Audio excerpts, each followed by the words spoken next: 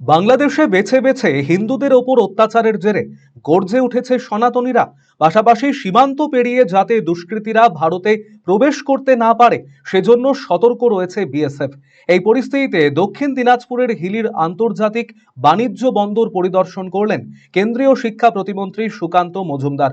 হিলির immigration চেকপোস্টে সাধারণ মানুষের সঙ্গে যেমন তিনি কথা বলেন, তেমনি কথা বলেন নিরাপত্তার দায়িত্বে থাকা বিএসএফ এবং অন্যান্য আধিকারিকদের সাথেও। এদিন চেকপোস্টে দেখা যায় আগের তুলনায় বর্তমান পরিস্থিতিতে দুই দেশের নাগরিকদের চলাচল অনেকটাই কমেছে।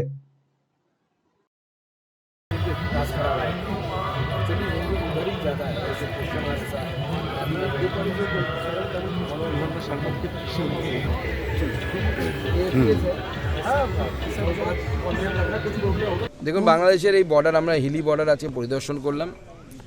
আমাদের বিএসএফের কাছ থেকেও খবর নিলাম, ওপারের ইন্টারনাল অবস্থা ভালো নয়।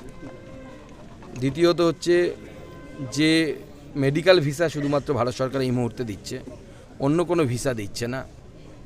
এবং তার কারণে যেখানে এই হিলি বর্ডারে প্রতিদিন 500 করে লোক যাতায়াত করতেন, ভারতে আসতেন, সেটার সংখ্যা কমে বর্তমানে 150 হয়ে গেছে।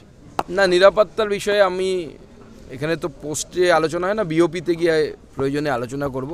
কোম্পানি কমান্ডার যিনি আছেন তাকে যে ইনস্ট্রাকশানগুলো দেয়া দরকার ভারত সরকারের প্রতিনিধি হিসেবে, প্রয়োজনে সেই ইনস্ট্রাকশানগুলো দেব।